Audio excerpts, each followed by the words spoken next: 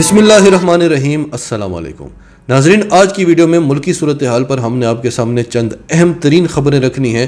اس سے پہلے اگر ابھی تک آپ نے ہمارا چینل سچ ٹی وی سبسکرائب نہیں کیا تو اسے ابھی سبسکرائب کریں اور بیل آئیکن پر کلک کریں تاکہ ہماری آنے والی ویڈیوز آپ کو وقت پر ملتی رہیں۔ تو ناظرین، جیسا کہ آپ جانتے ہیں کہ اسلام آباد کی سیشن عدالت نے شہباز گل کی ضمانت کا فیصلہ محفوظ کر لیا تھا۔ آج اسلام آباد کی سیشن عدالت کے ایڈیشنل سیشن جج ظفر اقبال نے محفوظ فیصلہ سناتے ہوئے پی ٹی آئی رہنما شہباز گل کے خلاف بغاوت پر اکسانے کے مقدمے میں درخواست ضمانت مسترد کر دی ہے۔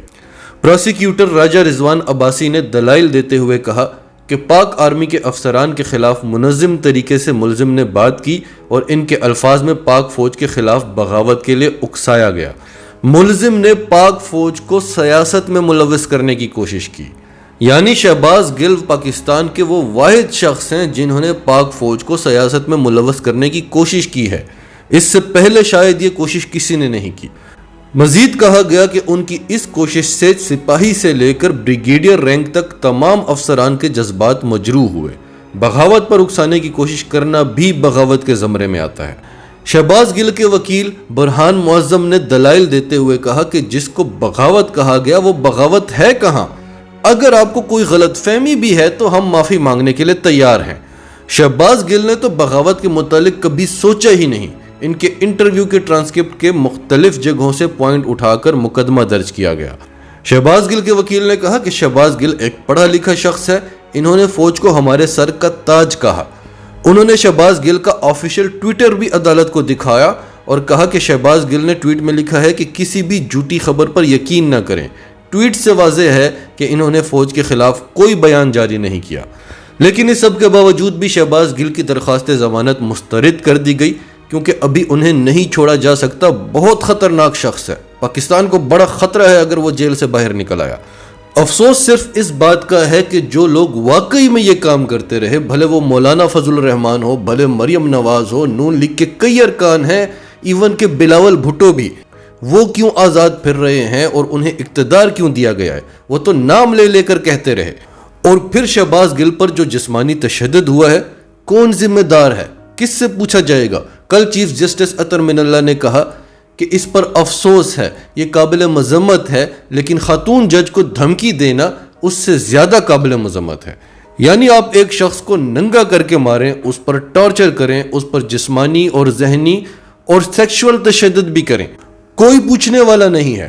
ایسا تو آج قبائلی علاقوں میں نہیں ہوتا، افریقہ کے جنگلات میں نہیں ہوتا۔ اور پھر جس خاتون مجسٹریٹ کے فیصلے کی وجہ سے یہ تشدد ہوا، اگر اسے قانونی کارروائی کی دھمکی دی جائے تو وہ زیادہ قابل مذمت ہے۔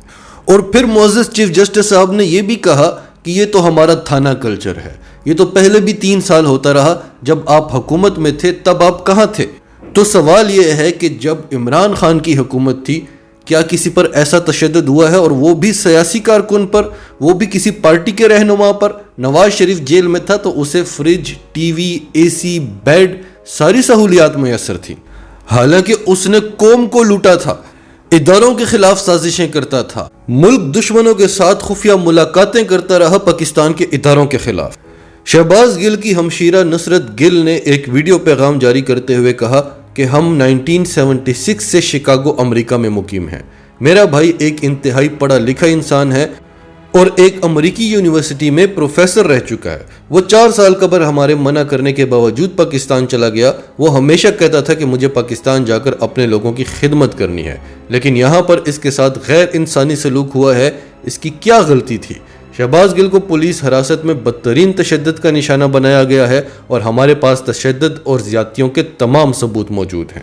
پھر ناظرین، جیسا کہ آپ جانتے ہیں کہ الیکشن کمیشن ایک پارٹی بنی ہوئی ہے، وہ کسی بھی صورت عمران خان کو نااہل کرانا چاہتی ہے، پی ٹی آئی کو ہمیشہ کے لیے ختم کرنا چاہتی ہے، بھلے وہ ضمنی انتخابات ہوں، بھلے وہ توشہ خانہ کیس ہو، بھلے وہ فارن فنڈنگ کیس ہو، الیکشن کمیشن خود ہی فیصلے کر لیتا ہے۔ تو آج کی بڑی خبر یہ ہے کہ سندھ اور لاہور ہائی کورٹس نے الیکشن کمیشن کو تحریک انصاف کے رہنماؤں اسد عمر اور فواد چودھری کے خلاف کارروائی سے روک دیا ہے۔ پی ٹی آئی رہنما فواد حسین چودھری نے الیکشن کمیشن کی جانب سے توہین کمیشن کا نوٹس لاہور ہائی کورٹ کے راولپنڈی بینچ میں چیلنج کر دیا۔ دوران سماعت فواد چودھری کے وکیل فیصل فرید ایڈوکیٹ نے عدالت میں دلائل دیتے ہوئے بتایا کہ آئین کے مطابق الیکشن کمیشن عدالت نہیں ہے، توہین عدالت کا اختیار صرف اعلیٰ عدالتوں کو حاصل ہے۔ جسٹس جواد الحسن نے الیکشن کمیشن سے 7 ستمبر کو جواب طلب کرتے ہوئے نوٹس جاری کر دیا اور الیکشن کمیشن کو حتمی حکم جاری کرنے سے روک دیا۔ دوسری جانب الیکشن کمیشن میں عمران خان، اسد عمر اور فواد چودھری کے خلاف توہین الیکشن کمیشن کیس کی سماعت ہوئی، جس میں عمران خان کے وکیل علی بخاری پیش ہوئے اور الیکشن کمیشن کو بتایا کہ نوٹس کس وجہ سے ملا ہمیں معلوم نہیں ہے۔ علی بخاری نے بتایا کہ کمیشن کا حکم سندھ ہائی کورٹ اور لاہور ہائی کورٹ کے راولپنڈی بینچ میں چیلنج ہو چکا ہے، جبکہ لاہور ہائی کورٹ کے راولپنڈی بینچ نے کمیشن کو فیصلہ کرنے سے روک دیا ہے۔ بعد ازاں پی ٹی آئی کے وکیل فیصل چودھری کمیشن پہنچے اور بتایا کہ سندھ ہائی کورٹ نے اسد عمر اور لاہور ہائی کورٹ نے فواد چودھری کے کیسز میں حتمی فیصلے سے روکا ہے۔ پھر ناظرین، جیسا کہ آپ جانتے ہیں کہ کل عمران خان نے ٹیلی تھون پر 3 گھنٹے کے اندر 5 ارب سے زائد کی رقم وصول کی، جس پر پی ڈی ایم رہنماؤں اور لفافہ صحافیوں کی 50 ارب کی چیخیں نکل رہی ہیں۔ اب کل تک جو صحافی چیخ چیخ کر کہہ رہے تھے کہ شوکت ترین آئی ایم ایف سے قرضے کی راہ میں رکاوٹ بن رہے ہیں اور یہ ملک کے ساتھ غداری ہے، اور آج آئی ایم ایف کی قسط بھی منظور ہو گئی ہے اور ایسی خوشیاں منائی جا رہی ہیں جیسے ہم نے آئی ایم ایف کو سارا قرضہ واپس کر دیا ہے۔